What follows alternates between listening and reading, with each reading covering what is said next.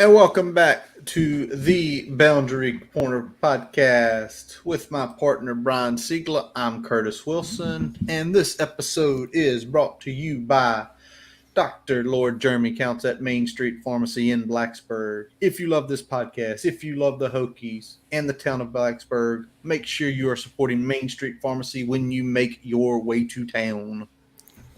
Whether you need prescriptions, a tube of toothpaste, or just want to stop in and say hello, let Jeremy and his team take care of you. The money you spend at Main Street Pharmacy goes towards the things you support. So next time you're in Blacksburg, head on down to 301 South Main Street and tell them Curtis and Brian sent you. Curtis, how are we feeling tonight on this Tuesday? It's a Tuesday night, and we don't have a recap for the first time all year. No recap. We are done with recapping the Hokies. No, we're never done recapping the Hokies. We're done recapping the Hokies this season. We're done recapping games. We constantly recap the Hokies and all elements of it. But one of those things, me and Brian were saying, I'm going to be traveling for work next week. Do you want to punch it this week? I'm like, yeah, let's punch it. And it's also one of those things, too, I told Brian, it's really weird because I'm used to putting something together this week, right? Yep. We're used to putting something together this week because there's usually a game. And like, okay, let's do it. We can figure out something. There's a ton of news coming out. We got a bunch of games to pick at the end to have some fun. And then obviously with, the portal opening up and, we're going to talk a little bit about that and some other things. But we're going to lead it off tonight with the hardwood and not the gridiron. And we're going to talk about the Hokies Hoops a little bit. And, me and Brian were talking here. The Hokies tipped their first game 21 days ago. They have played 8 games since. I have, yep. and we're being honest here, I have been able to watch really 2 games beginning to end. 3 games. I'm on Center Minnesota last night. 3 games beginning to end, and about 2 sparingly, where it's in and out, in and out. The others I've been following on Gamecast and my phone. What about you, Ron? Yeah, I've put away 4 start to finish, probably pieces of 2 others, and the other 2 I was just kind of following along. When I wasn't, I was traveling during the Charleston Classic, so missed one of those, and then got to see more than I thought I would, though, because of the way everything worked out with when we were kind of not doing stuff during that time. But still missed one of those, and then missed another one there. But I've been following about as close as I can so far. So trying as close as we can with jobs, families, trying to watch and pay attention to football and all that stuff. Attempting to follow a basketball season is an absolute grind. Because there's so many games there throughout the week. Like last night, I thought we were the 9 o'clock, and I look and it's like, oh crap, the 7 o'clock. I actually may be able to watch some of this without falling asleep. There you go. And I did. But before we talk about last night's game, let's talk about the close call versus Charleston Southern, Brian. Because that was a game I got to watch sparingly, off and on, in and out. And it was just one of those where, it was Black Friday. I don't know if necessarily the team looked enthused. Obviously, you're going to have a lesser crowd there. But, they got taken to the limit by Charleston Southern last Friday night. Yeah, it wasn't a great shooting night, especially from 3. No, not at all. So, you actually got field goal wise, Charleston Southern was a hair better than you. 3-point wise, they're almost 10 percentage points better than you were. Free throws is kind of where we won the game, if we're being honest. It is. It is. It's not even a joke. We won the game because rebounding even. Somebody made a point. I can't remember who it was. If you remember who it was, shout them out, making the point of why do guys have career nights? There were two guys that made an abundance amount of threes for Charleston Southern. One like couldn't miss, and one was like over 40%. Yeah, guys that like career average are like 7 a night go off on us all the time. They basically double up what their scoring is. But the team hung in there. They pull it out at the end with a 69-64 victory. But then last night, the team woke up a little bit. I think, obviously, ACC Big Ten Challenge, which we'll discuss in a few minutes as this is the last year of it. Again, it's a Big Ten opponent. The students are back. That section was absolutely rocking last night. Yeah, it looked like a normal game. Cassell. Yeah, it looked like Cassell. Looked like Cassell. So, Hokies take a 67-57 win. They win by 10. It wasn't really that close. It wasn't that close. It wasn't that close. And, I'm sitting here watching it, and I have to go do a couple things, and I'm maybe away 5 minutes. And at that point, it was a 6-point game, and I come back and the run had started. And that run just propelled this game at the end of the first half to making it a cruise for the Hokies. Yep. Yeah, and I mean, really looking at the second half too, I mean, other than probably the last, 2 or 3 minutes of the game, absolutely controlling the second half as well. 100%. I mean, there were times in that second half sitting here watching it, the Hokies are up 20 points. It doesn't even look like it doesn't even look like they're struggling. The ball's moving.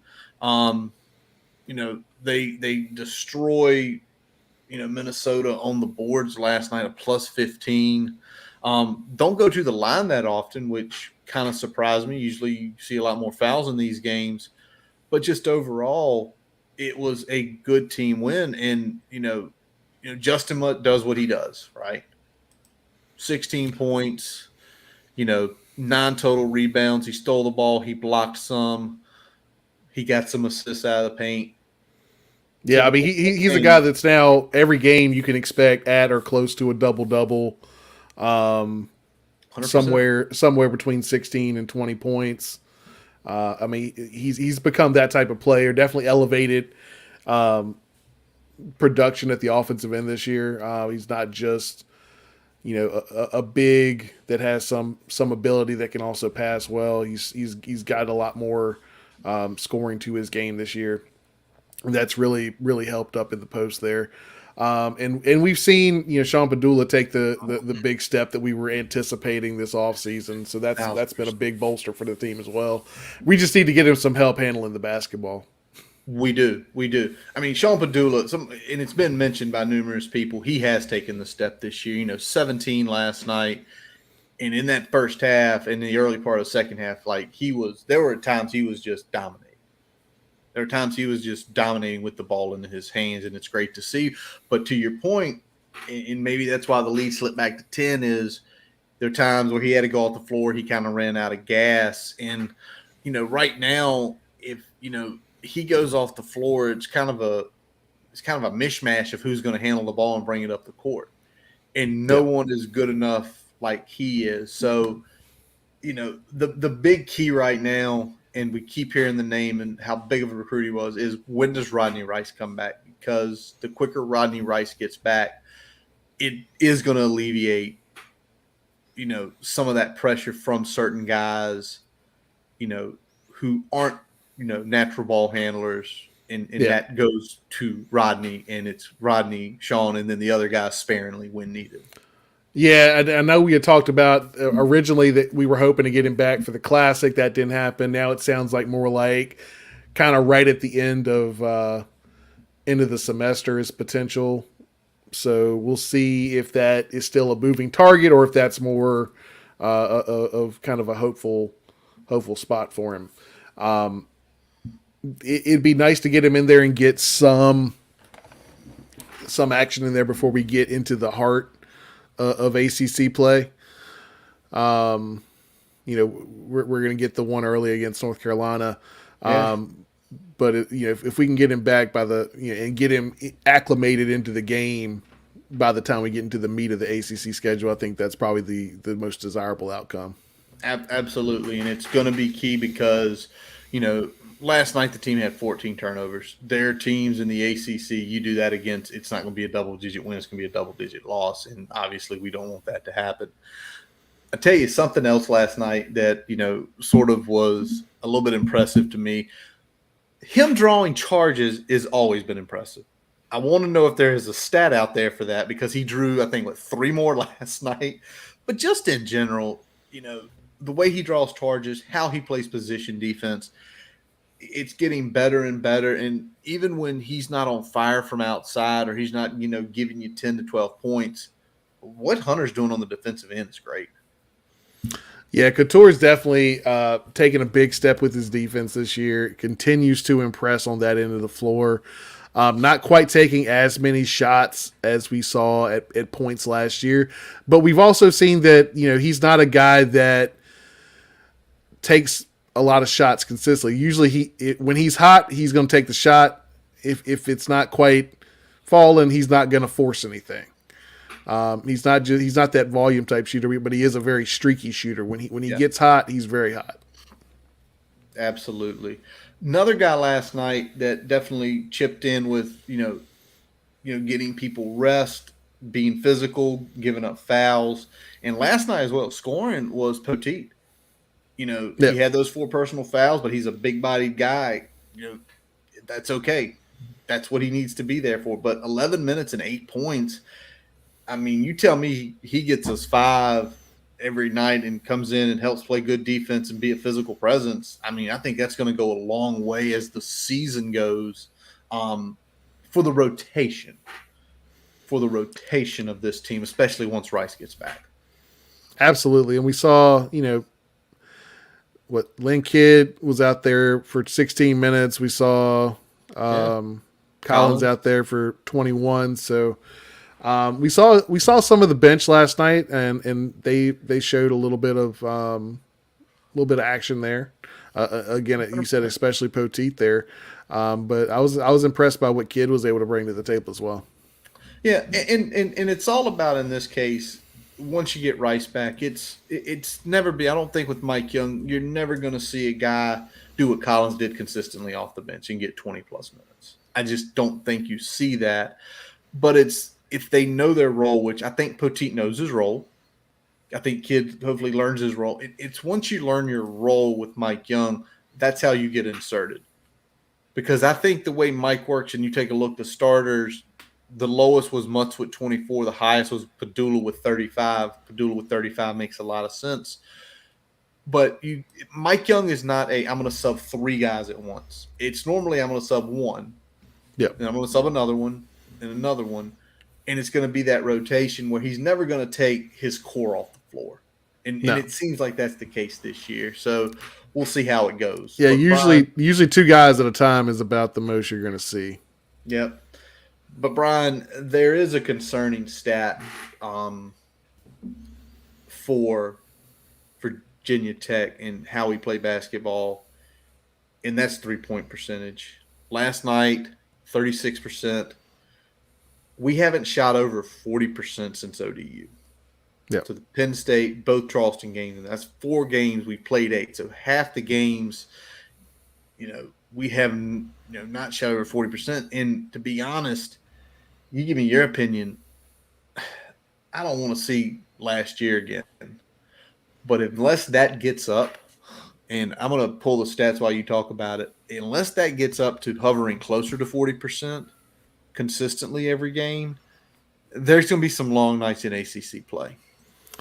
Yeah, and I'd say the only positive I would take away from this is that this team has already shown the ability to win games even when they're cold from 3, which is encouraging as we get to ACC play. But we know that, the competition is going to ratchet up as we get into the conference play. We're not going to be able to have those back-to-back games where we're not getting over 40% from 3, because that we're a team that wouldn't say we live and die by the 3, but our offense certainly cannot reach its pinnacle unless we're hitting the 3-point shot. And just showing a difference, and this is last year, full year versus this year, just through 8 games. Last year, Hokies 39-3 from 3-point range. This year, 35-7. Yeah. And 4% of the volume, when you're taking 20 shots a night, that's a few extra falling. And in tight games, that is the difference between winning and losing. I mean, it's definitely the difference between winning the Charleston Classic and not. It's true. I mean, we'll say that. And I tell you, one of the big things is not to knock the guy, but it's Maddox, man. What the last Maddox we saw is not the Maddox that picked up at the beginning of this year already. Yeah, the shot's not falling the way I think we thought it would. I think we thought he was going to roll right back in and pick up where he left off last season. We're not seeing that out the gate.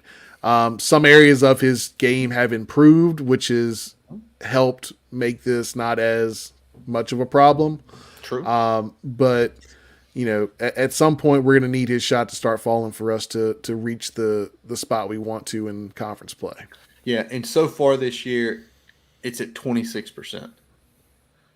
And I know he was a kind of a bench guy last year, and then kind of got more time. He shot 50% from three last year, and yeah, he only averaged like 6.5 a game. But that number's got to get closer to 40. If you're telling me he's at 38, 39, I think we can live with that. 25, I don't think we can live with. And I say that just us as fans taking our hats off, slamming, pulling our hair out, watching games, because you mentioned earlier with Couture, it's a little different with Darius Maddox. Yep, exactly. He is a volume shooter when he starts shooting. So, we'll see. Big game obviously is on Saturday with Carolina. On Sunday with Carolina coming into town at 3 in Cassell. It's going to tell a lot about this team, win or lose. Yeah, and in some ways it's probably not as great that we're getting Carolina coming off of a loss there. Well, hold on. A loss, and then they got dropped 17 spots in the – I don't get the drop. It's that's a very big – yeah. I mean, if you just said 8 or 9 spots, I'd have been like, sure. 17 spots, and they lost to a top 20 team in quadruple overtime. It's like the. I mean, they certainly aren't what the polls said they were. We know that. We knew they were overranked to start the year. Yeah. Why they shouldn't rank teams until the end of December in basketball. There we go. But the honest truth is, were the AP just trying to set us up? Oh, they played Tech next. Let's just go ahead and drop Carolina way down here to put something on their minds as they go into Cassell. Yeah. All right. Brian, we mentioned just a couple minutes ago about this is the last game of the ACC Big Ten Challenge. It's 23 years old. Obviously, my buddy Malik from work mentioned, like, he's a little bit younger than us, about 10 years. He's like, I grew up on that. I expected that every November. Yep. Really good interconference. And I'd say for us it's similar. We were a little bit older. But it was one of those times in, high school, college, the week after Thanksgiving, you were expecting, it's going to be some good basketball games on midweek, right? Exactly. This time of year, I mean, you kind of get those higher profile matchups that you're not necessarily used to, right? So it was always good matchup. And I know we're moving into a new era with the SEC coming in. Yeah. That's going to be interesting. Who do you want first? Well, it's obvious to me. You've got to let Tech play A&M with Buzz there. and the honest truth is just because they have to put it at Cassell.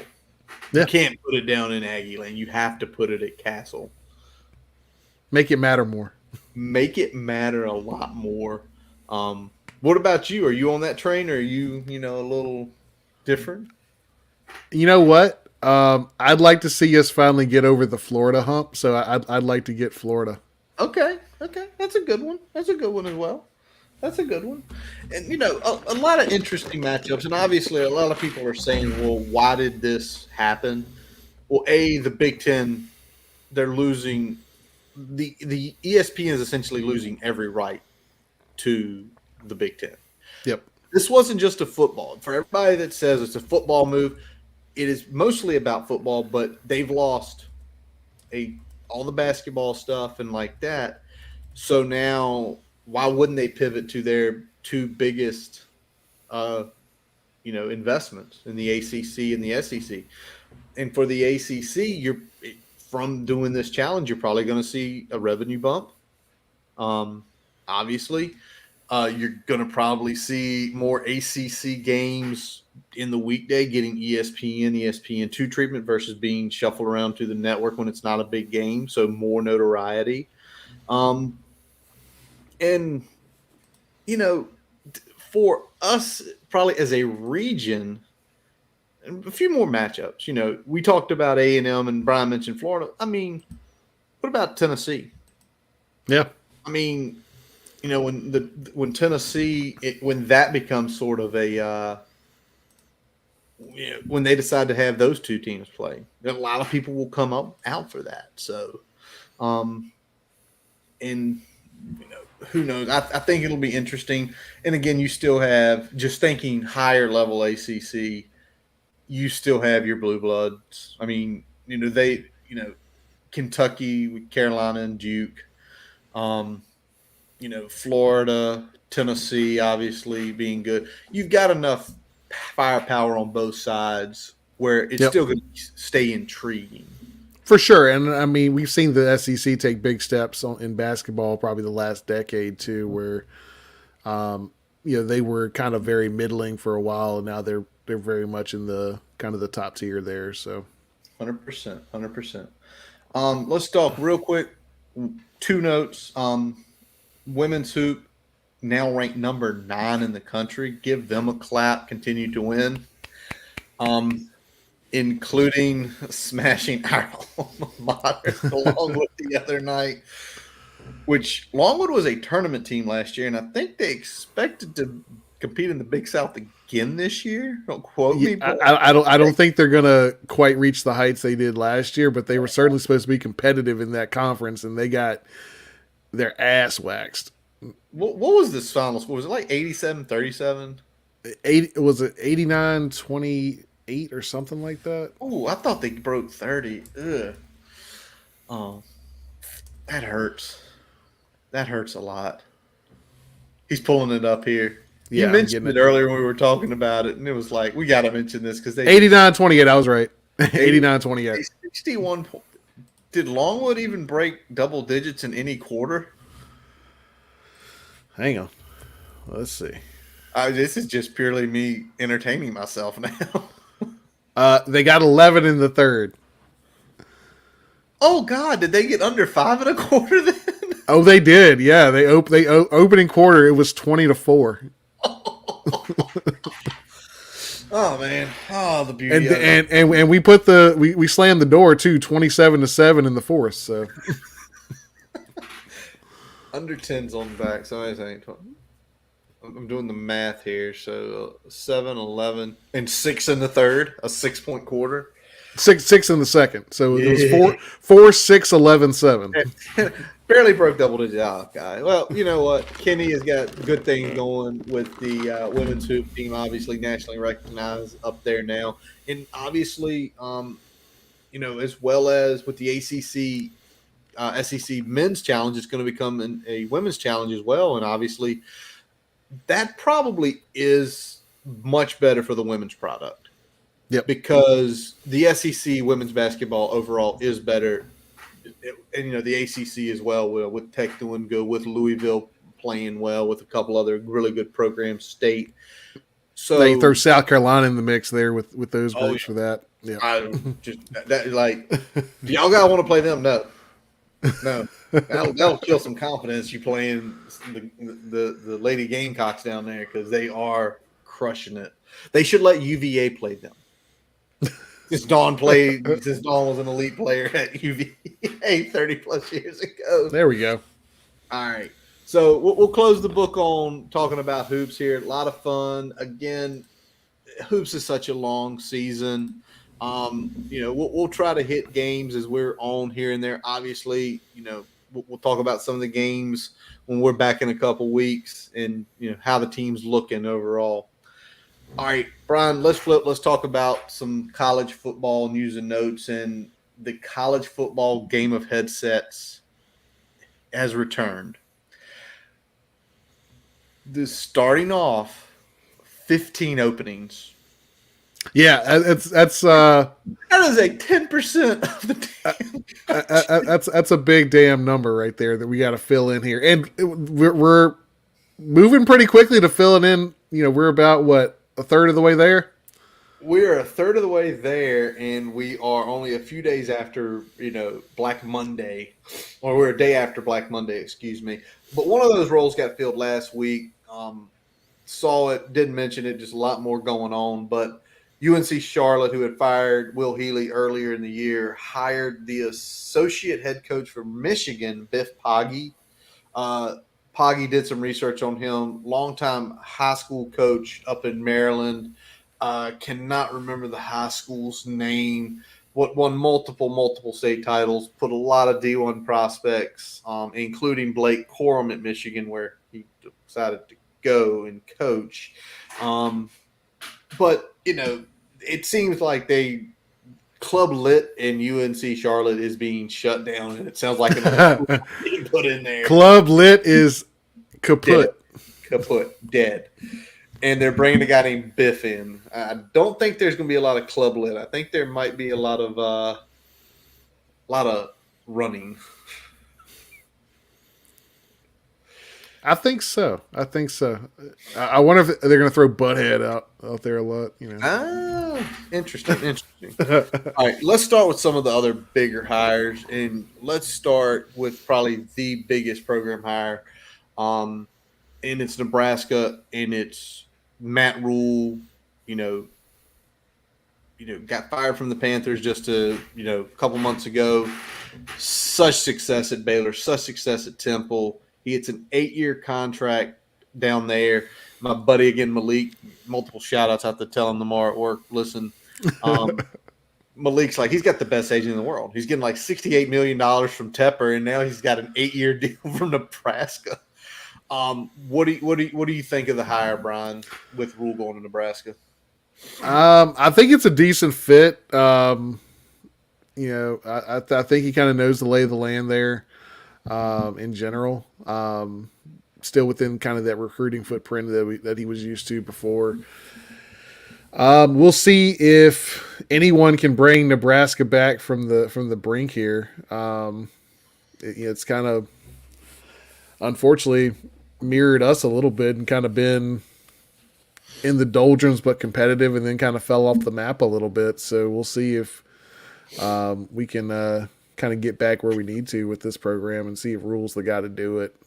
Well, with Rule, I think it's going to be more interesting to see if he can get back just at the Pelini level. Yeah. The 8-9 wins a year, occasionally a 10, because that wasn't good enough for him. And I think Pelini even though he was a hothead, Pelini was a football guy. I think Pelini absolutely got canned too early because Nebraska thought it was still the 90s. And what wasn't, and I get having goals, and I get not being content with just being an 8 or 9 win team, but you got to support the guy that's there and see if you can build around him to get there instead of just firing a guy and thinking you're gonna, go hire the next up and coming G5 guy and think that it's gonna happen. It's true, man. It's true. I think the big thing with Rule, though, and the one thing that you kind of read was how he tried to create a culture in the NFL like he did in college. That doesn't work in the NFL. No. In college it does, though. And I think at a place like Nebraska it can work. Now, obviously, he's made a huge move in getting Satterfield from South Carolina to come over. And it's a guy he's familiar with. It's a guy we've already seen. Obviously, he's paid dividends for Shane. Going to be interesting to see who Shane fills in with that spot. But, Nebraska going with the 8-year deal says a lot because it's almost like they're giving him a 2-year freebie and then probably a 3-year, let's see what you got. But, I'll give the hire an A. He was the biggest name out there, right? Biggest name out there. Definitely the biggest name out there that didn't already have a job somewhere True, else. true. The biggest free agent out there. Maybe that's what we should say. All right, let's flip to this one next, Brian. Not a big name because I'm going to go with the big names, and then we're going to hit the actual affecting of the Hokies at the end here. But Arizona State hires Kenny Dillingham. Kenny Dillingham is 32 years old. So go ahead and put that out there. He was born in 1990. He obviously recently had been at Oregon as their offensive coordinator for this 1 year. Before that, 2 years at Florida State under Mike Norvell. And then before that, he was at Auburn under Gus in 2019, and then back with Norvell in 2018 at Memphis and 2017 at Memphis. Young guy, Arizona State grad.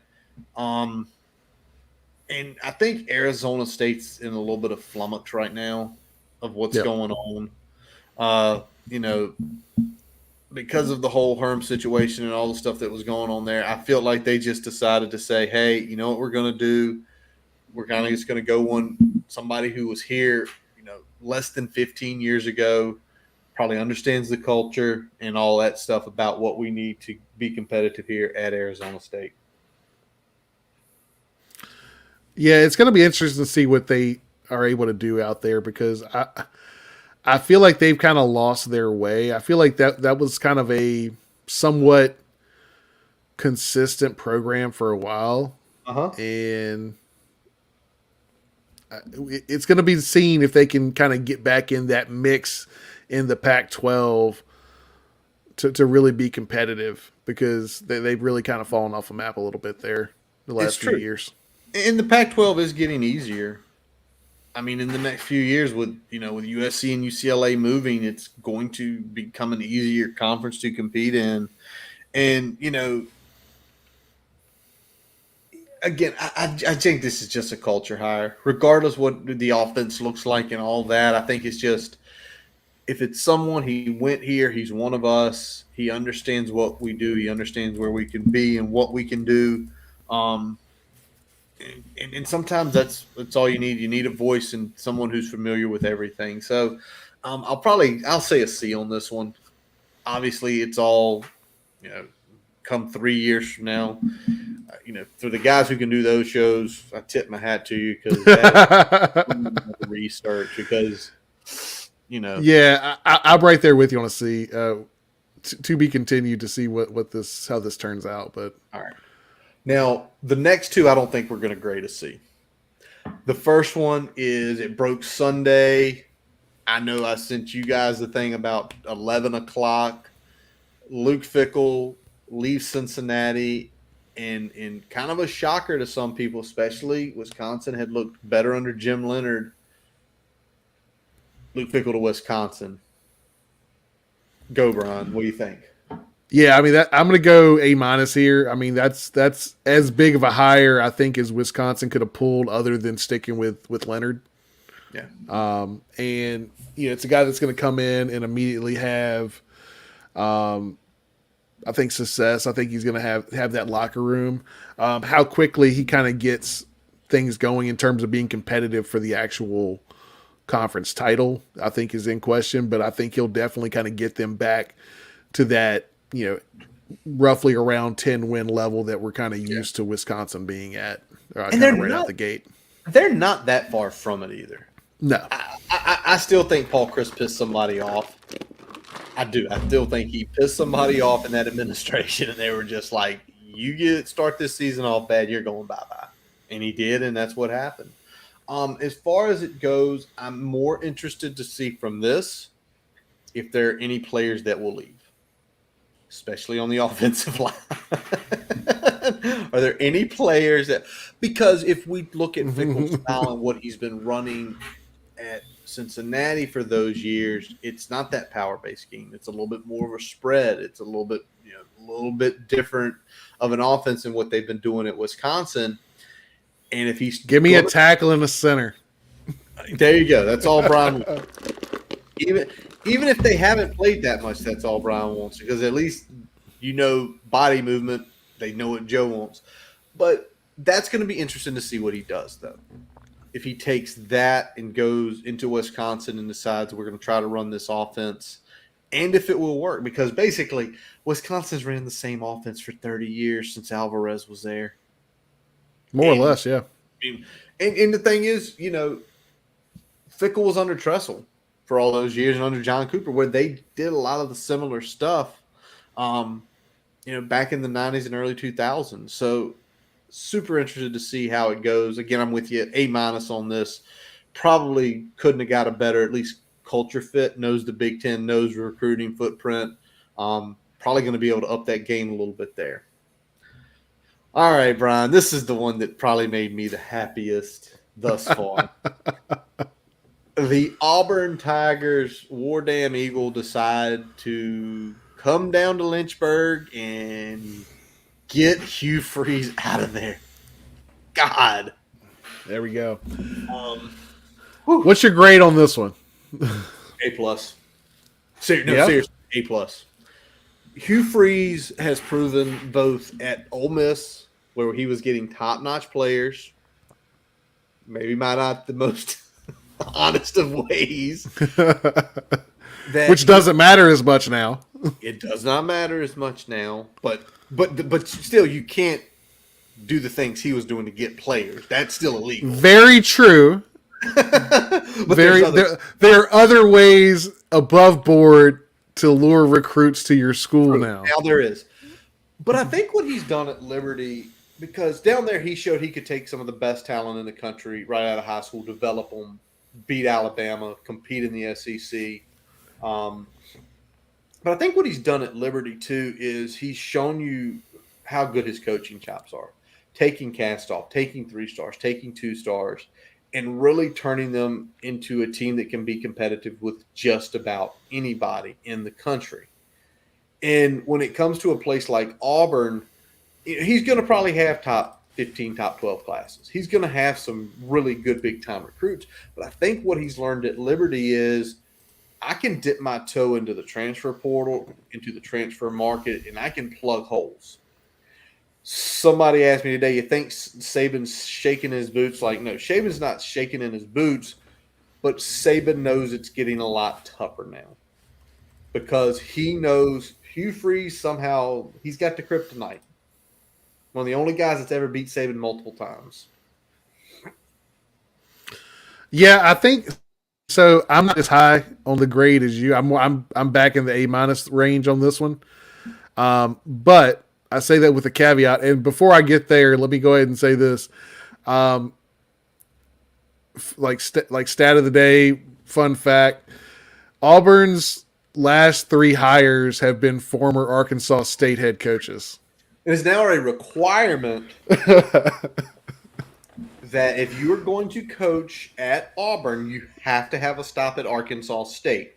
You have to go through the Arkansas State path there. That has to be part of your career path. So, but I like this from the standpoint of he's shown a propensity to be able to recruit in the SEC players that can beat the teams you have to beat to potentially play for and or win the conference. True. And he's shown the ability to get a lot out of players that once he gets them in-house, right? So he's taken cast-offs, he's taken 3-star guys and developed them into better players than their grade were. He's taken 2-star guys and done the same thing there at Liberty. So there are things about this that I like a lot. Obviously, from an Auburn perspective, you're getting baggage with this hire, so that's why it's not an A+ in my perspective.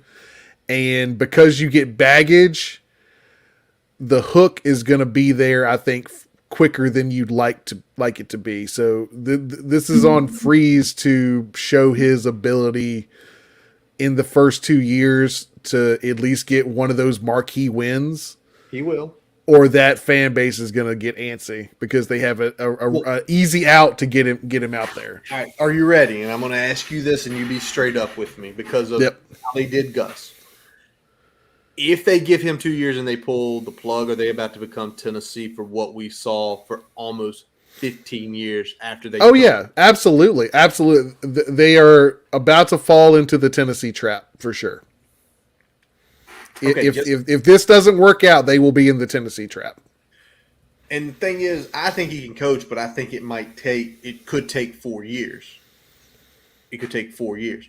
Or it may not, because he may come in there and say, you're out. I'm going to recruit well, and that's for 4 years from now, but I'm going to bring a bunch of guys. I think he has that ability. The question is that if it doesn't happen in 2 years, because of the baggage, because you hired a coach with baggage, it's going to be a lot easier to talk yourself into getting rid of him. True. That's the downside of hiring a coach with that much baggage. And that's that fan base in general. Yeah. All right. I'm still at an A+. I mean, look at their basketball coach. I mean, and that's, we're not comparing the two, but we'll compare the two a little bit. All right. Last one that had broken so far. I don't know if any other. Let me pull up Pete Thamel before I put the last one on here. Yeah, I'm doing this live. I don't really care. I mean, sometimes it's just like, screw it.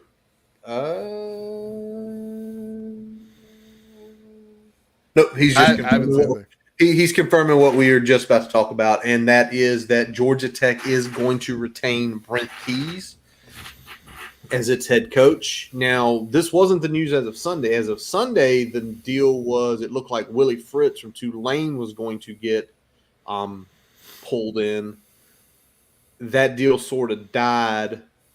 And to me, when I saw that, I can't take Georgia Tech seriously because you're going, say it. I mean, you know a little bit more about Fritz's offense than I do, and you can kind of say what it is. So the comparison that I made was that if you're going to hire a 62-year-old head coach, you need to find more of a Mac Brown type than a guy that runs a niche offense when you're already trying to break the mold of the guy that you had previously that ran a niche offense. And we can make the arguments that they probably tried to do too much too quick with that offense under Collins. 100%. Absolutely. But I don't think that you need to kind of go the other direction and say that we're only a school that can run a niche offense now. I don't think we're at that point with Georgia Tech. But if you did that, if you went the Tulane route, you'd be essentially saying we only have a 3 to 5 year plan, and that plan is to remain a niche offense and not be able to recruit offensive talent to this team. Unless you can just run the shit out of the football. Exactly. I mean, Keys did fine. 4-4. He beat us. Well, I'm gonna take that back. We beat ourselves. Well, let's just stop that right there. He didn't let his team implode or quit. Yeah, exactly. Didn't let his team quit, and he was able to keep them together for that whole game, and was able to make the plays at the end that they needed to make after we shot ourselves in the foot. Very true. But he's a Georgia Tech alum. He played there back in I believe it was late 1990s, early 2000s when they were a solid program. I read here on Thamel's tweet that he was a team captain there. He coached under Saban in Alabama. For him, I mean, he'll be given 4, 5, 6 years. Because I don't just seeing what he's done this year, I don't think they're ever going to be as bad as they were under Collins, which I'm still trying to figure out what went on, where Jeff Collins just fell off a cliff. But at some point, you got to actually coach. You can't just talk. Yeah, it's just like it's a C plus B minus higher. It's nothing great. It's just steady. You want to keep the locker room together of a team that went 4-4. I mean, the most impressive game to me is what they did Saturday. I had that game up, and to say that they hung around with Georgia almost 3 quarters, like it was still a competitive football game. That's impressive because of the talent disparity there. And again, I think for them, it's like he's a homegrown guy. Let's give him 5 or 6 years. Obviously, he's not going to suck as bad as Collins does, and we'll move on. Well, obviously, he knows how to put together a game plan and get the players ready to play a lot better than Collins. Collins did not. All right, so Brian, of these remaining openings, list them off one by one. Which one interests you the most of who gets who? You still got Colorado open, Stanford's open, USF, FAU, Tulsa, UAB, Cincinnati, Western Michigan, UNLV. Which one interests you the most? So I've got a 1A, a 1B, and then I've got an honorable mention. No. This is one. All right, 1 is going to be Cincinnati just because they are going to be a Power 5 program. Okay. And I think they have the ability from where they're located and the competition they're going to be playing. I think that's going to be a big thing for them. All right. I'm going to give you this one, and it's going to shock you. I'm interested to see what happens in Tulsa. Because I am interested to see if a certain coach that could remain nameless gets that job. Y'all know who I'm talking about. I am interested to see if they will hire him to essentially come where he grew up to coach a football team that really had been a solid little program, and in the last 3 or 4 years had really went downhill under Philip Montgomery. I'm interested for that one. What's your 1B? Just because I gotta do a 1B too. I want to see what happens with Colorado. All right. I think that's an interesting because they've shown that's a program that's kind of highs, lows. Sometimes you can never really know what to expect with them. They can get on a run with the right combination of recruiting and coaching, where they can play with any team in that conference, and then they can also look like absolute dog shit. It's all over the place. So I feel like who they bring in can they bring some consistency? Is consistency what they want, or are they fine with the boom and bust and looking like a team that could, challenge Oregon or USC 1 year and then looking like, 2 years later look like a complete dumpster fire? Couldn't get out of a wet paper bag. The one I'm interested in, my 1B, is Stanford. I want to see what they do. That was my honorable. They should call Mike Elko up right off the bat. Go ahead and call Mike Elko up. They're more. You're trying to get Elko out the ACC already. Get him out of here. Well, we know what happens when Duke gets good coaches. We saw it with you go through the years with Duke, whether it's Spurrier or Cutcliffe. If Duke gets a good coach, they may not win 10 games every year, but they're going to be a goddamn thorn in your side constantly. Yeah. All right. One last thing before we head to break here, Brian. Really cool to see, it was announced earlier this week, D'Angelo Hall, D Hall, DBU's own, is going into the Virginia Sports Hall of Fame. That's big. Really great honor for him. And, the guy who played close to 13, 14 years in the league, obviously big-time player at Tech.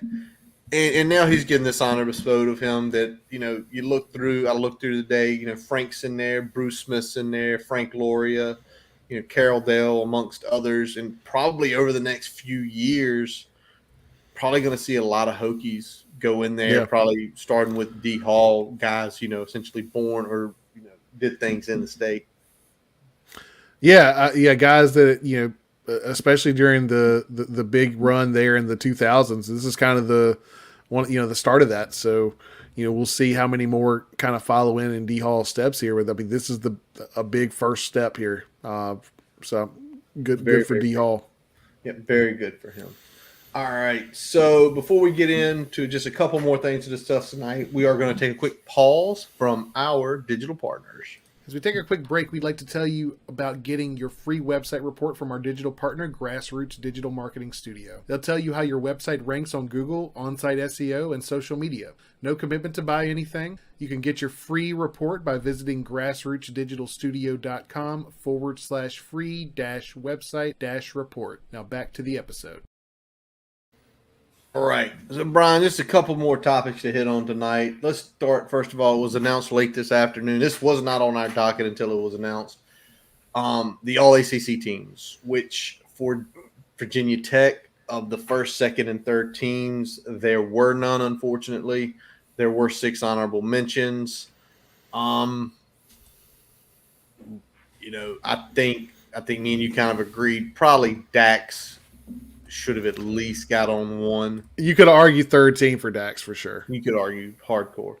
But maybe it's just a snapshot of kind of where this team was talent-wise. And for some folks who maybe did not believe the talent, there was a disparity there, this usually tells it because, usually you get at least a handful on a team regardless of your team's record. You usually get it like a couple third teamers even when you're, in the doldrums, right? So, I think if Garbett had played 12 games, he probably is a third teamer as well.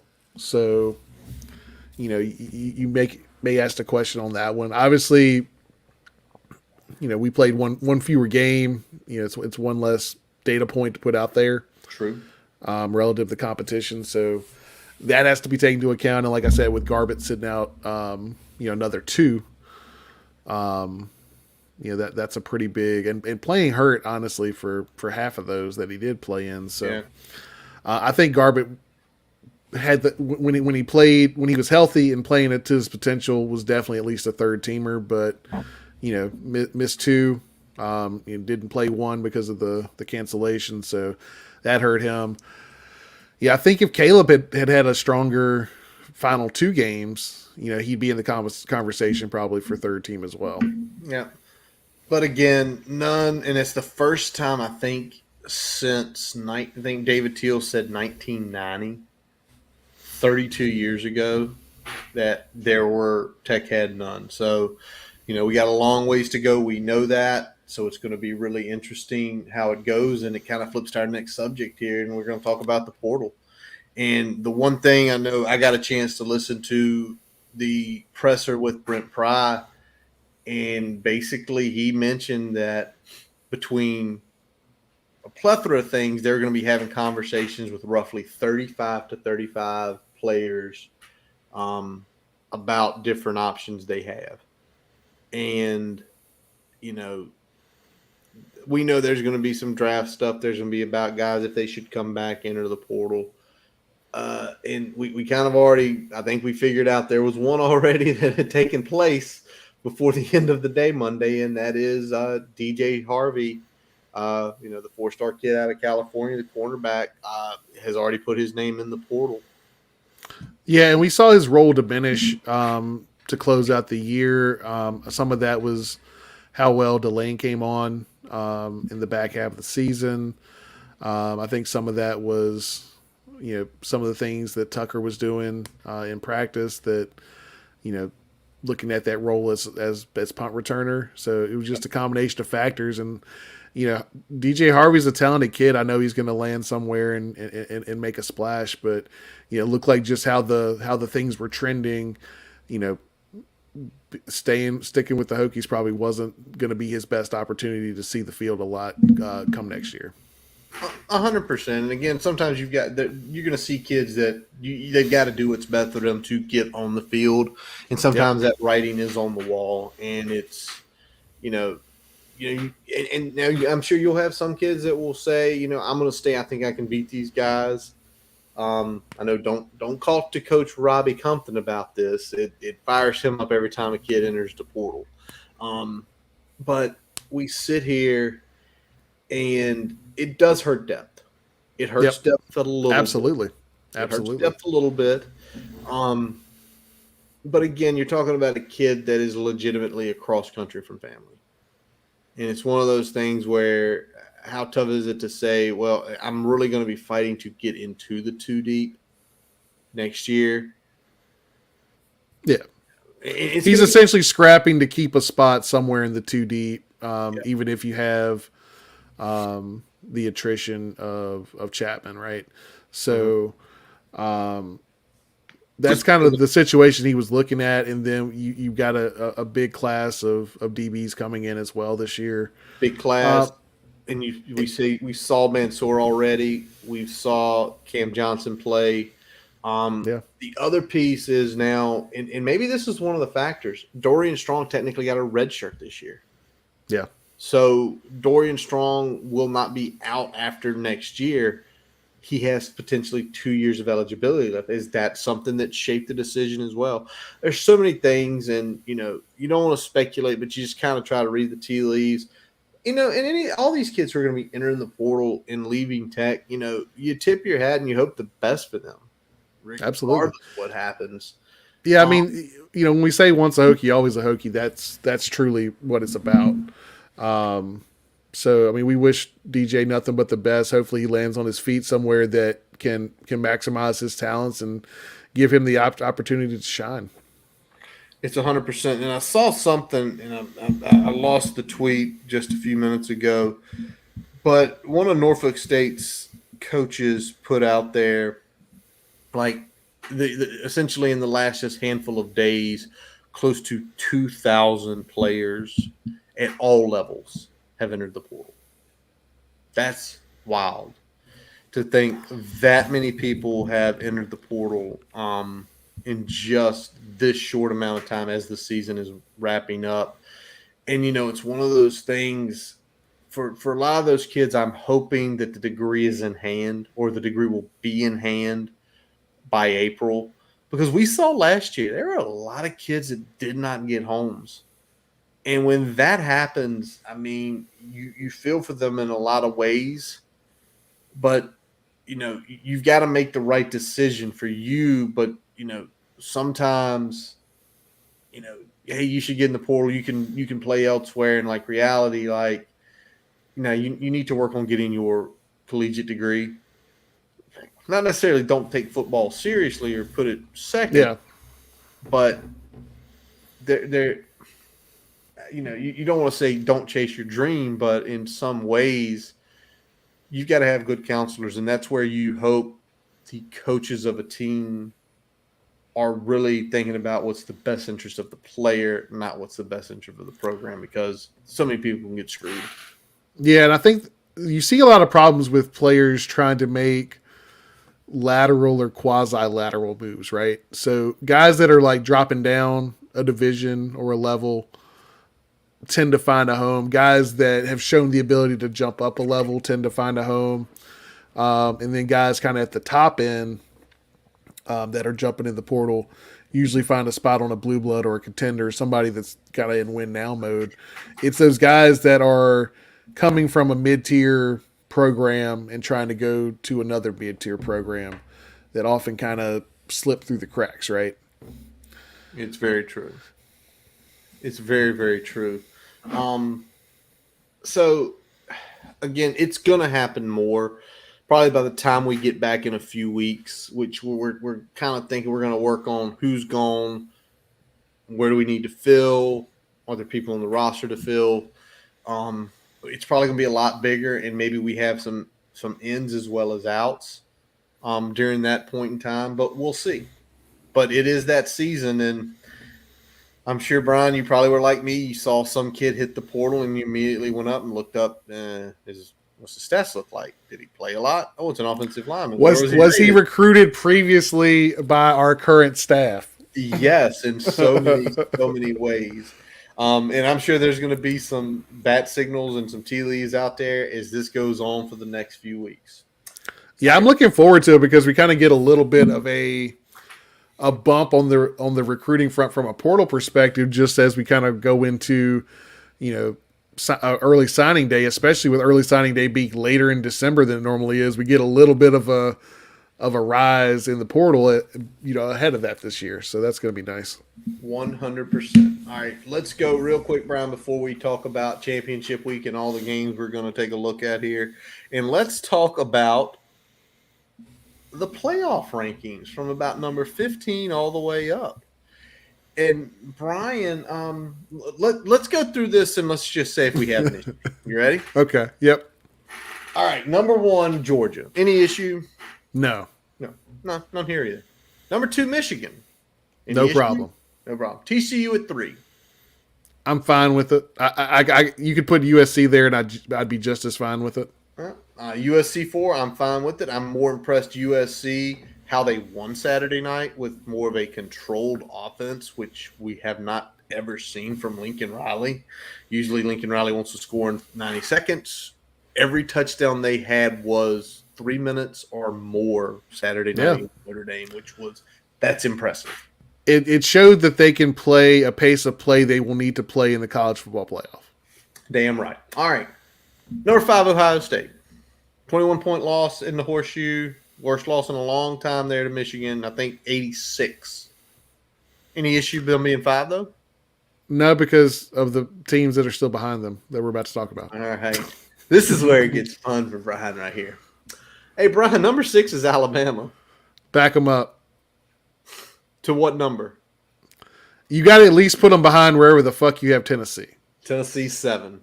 So they need to be 8. Unless you're moving Tennessee up. Okay. Penn State takes a bump, goes up to number 8. That's fine. With that, I have a little issue with this one though. Clemson only dropped to 1 after a loss to number 9. I don't get that. I'd put them behind K-State. I might even put them behind Utah. Yeah, there's a couple things they could be behind. I don't think you can go as low as where we're going to look at FSU. But them only dropping 1 just kind of befuddled me. Kansas State 10, no issue there. Beat a solid Kansas team. The next 2 are where I kind of have an issue. So Utah beat the absolute dog crap out of Colorado like everybody has this year. And they moved up 3 spots. Washington beat a better Washington State team, and Utah's 11. Washington's now 12. Washington moved up 1 spot. I don't get that whatsoever. I know Utah's going to be playing the championship game. I feel like that's the only reason is they're, basically trying to get it the highest matchup possible. All right, last 3 here. Florida State at 13, LSU at 14, and this is a really great story. Oregon State at 15. What did we talk about last week, Brian? That in the future, when there are teams who are right there, hey, listen, beat your rival, you're likely in the playoff. Yep. That happened at Oregon State's home field. They knock off Oregon. Oregon's out of the Pac-12 championship. And if this was a 12-team playoff, they're gone. They're done. Yep. And why those games are going to matter more. And I think Tulane is now 17. Tulane on the cusp of getting – it's either going to be them or UCF to get a New Year's Six bowl. So there are those rankings. And again, I just look through it at the lens of 12 every time. And you throw Tulane in there, it'd be Tulane, Georgia, Michigan, TCU, USC, and Clemson, leaving Ohio State, Alabama, Tennessee, Penn State, Kansas State, and probably Washington or FSU would sneak in the back door. Yep. And it's why last week's going to be important. It's why this week's going to be important. And let's turn on the big screeners, Brian, and wrap this episode up tonight. 10 championship games starting Friday night, running through Saturday. Saturday could be one of those days where if you're going to do something, do it really early. after the United States win over Iran today and going to the group of what is not group play, knockout play Knockout stage. for the first time in 28 years since it was in the States. And they're playing the Dutch. The Dutch. On Saturday morning at 9:00. Yeah. So that game backed up by a bunch of championship games, by Friday night games. If you have Christmas shopping to do, you might want to wait till Sunday. Just saying, folks. Just saying. But let's start it here. Friday night, the first one is going to be the Conference USA Championship. 2 Texas teams, North Texas versus UTSA. The line is 8.5. Choose the line, choose the winner, choose whatever you got, Brian. What do you think on this one? I'm going to go. I think I'm going to go with UT San Antonio here. Yeah, I'm with you, too. I feel like that program in the last few years, they're just consistent. They're just being a consistent program. They have, I think, it's an old Texas high school football head coach down there. I'm with you on that one. I don't know enough about the spread. I ain't dare betting that one. Yeah, I'm going money line here. Money line only. All right. Friday night, Pac-12 championship. Utah versus USC. USC took a while to find the betting line on this one because Utah's got a few injured players. USC only a 3-point favorite in this game. And I'm sitting here. I watched that first game beginning to end, and it was a classic. And again, the only reason Utah won is they had the stones to go for a 2-point conversion late in the game. Yep. I think this one's going to be a little bit different. I think USC is going to win this one. I think they're going to not necessarily win it handily. I think they're going to keep Utah at an arm's length, somewhere between 7 and 10 points the entire. Similar to Notre Dame. And Utah is similar to Notre Dame. They like to run it. They like to play good defense. I'm going to say USC 34, Utah 27. I like USC to win and cover this one. I think that this USC team now is better equipped to handle this game than they were the last go round. Between what we saw against Notre Dame, how they've kind of closed out the season. I think it's going to be I think you're about right. I'm going 31-24, so I think that it's a full touchdown there. All righty. So that wraps up Friday night's game. There's only 2. I wish there'd be 3, but that is what it is. All right. The Maction on Saturday afternoon. It's one of the 12 o'clock kicks. Toledo versus Ohio. Toledo, a 1.5-point favorite. Who do you got on this one, Brian? Man, I have not watched enough Maction this year to have a great feel about this, but I'm gonna go with Toledo. It's our own fault, dude. We do Tuesday nights. I mean, we're going on behind us while we're talking. It's our own fault. We're sabotaging ourselves. We are, man. We've missed out on the Maction every game, man. Every game. All right, you said Toledo? Yeah, I'm going Toledo. I'm going not so fast, my friend. I will take those points. I think Ohio wins this game. Ohio 7-1 in conference, 9-3 overall, and their losses this year were Penn State, Iowa State, and Kent State, and they're currently on a 7-game winning streak. So give me Ohio to win that one. All right. The other big time 12 o'clock game is the Big 12. And it's going to be K-State versus TCU. TCU, a slim 2.5-point favorite. And, if we take a look earlier this year, obviously the Big 12, everybody plays everybody. Obviously, TCU won that meeting earlier in the year, and TCU won that meeting earlier in the year with a pretty balanced game. They won by 10 points. The game was in Fort Worth. This game is in Dallas, so a pseudo home field advantage there for TCU. Um, the 2.5 scares me because Kansas State's that type of team that can grind, right? And I worry about TCU getting in a grind fest, but I think from TCU what we've seen all years they answer. I'll lay the 2.5. I'll take TCU to lock up a playoff. Yeah, I think TCU is going to lock this up pretty handily. I, Mm. I don't think it's going to be a 10-point game, but I think it's going to be a touchdown or more game. So Okay. I like TCU in this one. Yeah. Again, I think between the de facto home game, the fact that I think they got their best shot from K State last time. I think they take care of business. All righty. And just kind of knowing how that first game went is TCU was down 11 at half. It was 28-17. They shut out Kansas State in the second half and then proceeded to score 21 unanswered to win that game by 10. Yep. So kind of one of those weird flummox games. All right. And the next one is the Sun Belt, Brian. It's Coastal. It's versus Troy. Troy is a 10-point favorite. Coastal got absolutely shellacked up in Harrisonburg last weekend, Yes, they did. which I don't know the whole story. Were they playing everybody?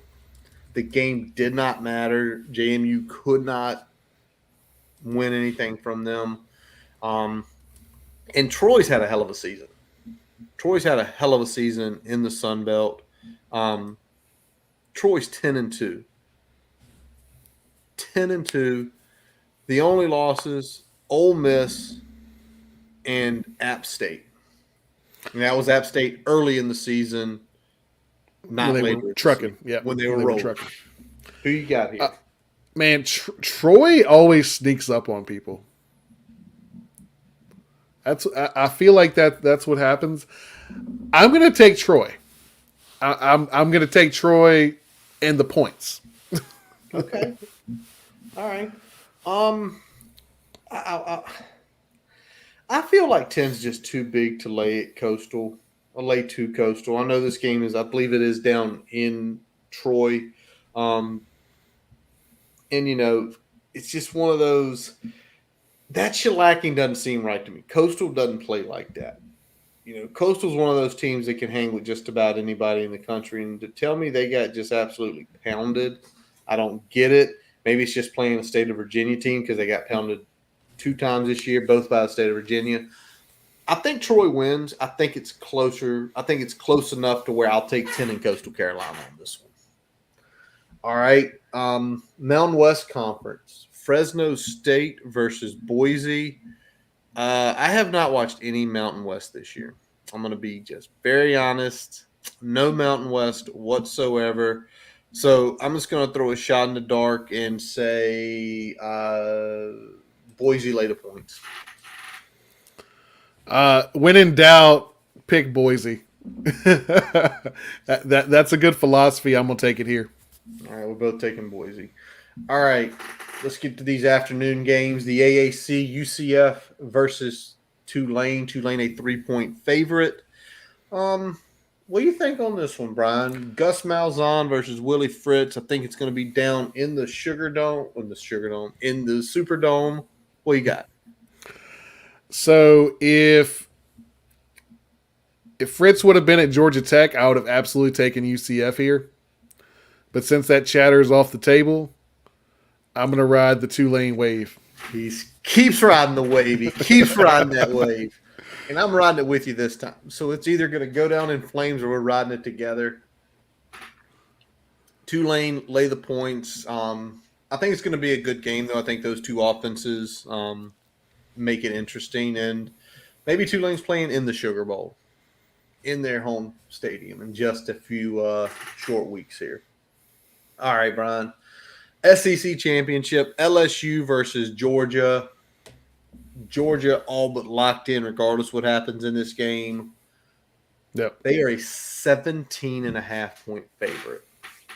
LSU just got boat raced down at, the the $100 million man's house with Jimbo.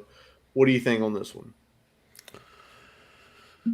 You know what? I like Georgia to win this one. It's at 17.5. That's giving me pause. I think it's a little too rich for my blood.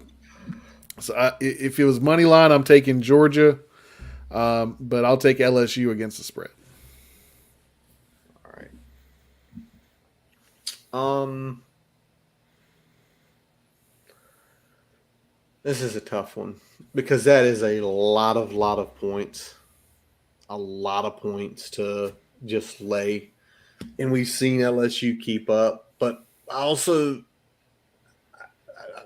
didn't get to watch that game, and I couldn't tell you how it took place. But I remember walking back into the man cave on Saturday night and looking over at the A&M LSU game and wondering, how the hell are they losing them by 17? If you told me that was a 3 or a 7-point game, I get it. Jimbo got his guys up. The crowd went crazy. It affected LSU. They were looking forward. But I'm going to actually take Georgia and lay the points. I think they lay a freaking ass whipping on LSU. Okay. I think they beat them like 42-21. I really do. All right, 2 more games here, Brian. The next is Big Ten. The Big Ten Wheel of Destiny, the West, which seriously, I think the Big Ten West may have been worse than the Coastal this year. In all seriousness, there wasn't a good team out there, and that's Purdue takes on Michigan at 16.5. Michigan coming off the blowout win. I mean, Purdue's always got a good offense, but the way Michigan's lines are playing right now, give me Michigan. If this thing was 20, I'd lay 20. Give me Michigan.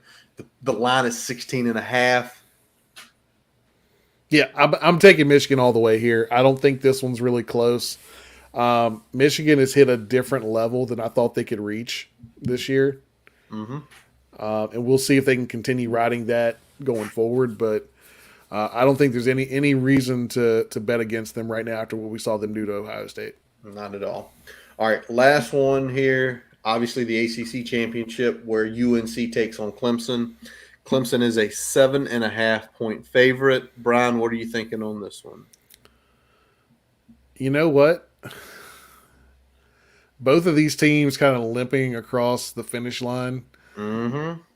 It's really a weird point to be in because I have no faith in either of these teams to do what I think they're capable of. True. But Clemson has the better defense, so I'm taking Clemson.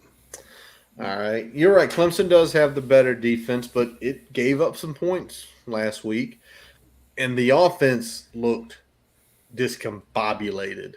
And I do not think they can turn that in a week. And I don't think Dabo's going to come off DJ. Maybe if he had the nerve and go with the freshman. I don't know who wins the game, but the way these teams are both playing, I don't think anybody's blowing out anybody. And in that case, I'll take Carolina. Give me the points. I don't know who's going to win the game, but I'll take Carolina with points. Fair. All right, Brian. Anything breaking the last few minutes here? Nothing that I think we should really talk about. I think we're clear, man. I think we're clear. What in the hell? I mean, media sites here. All right. Well, while I'm looking at that, that is going to wrap up this episode of the Boundary Corner podcast. I'm Curtis Wilson.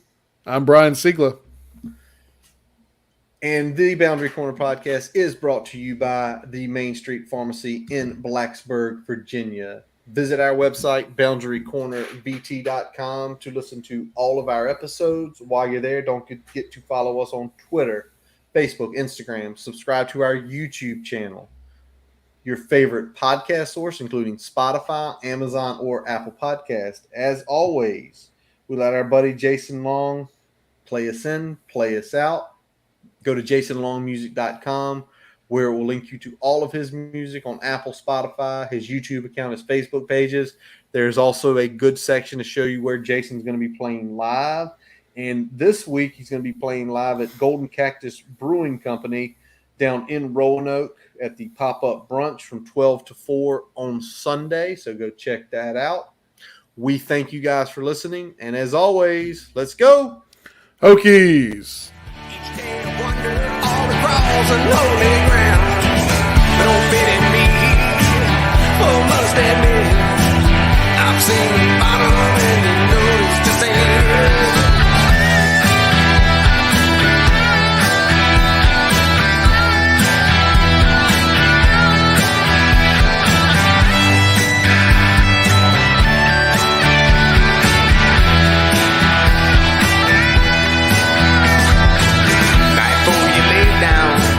Thank the Lord above, I'm letting you hold it, even one to fall short of the Miller Bay. I've been worse than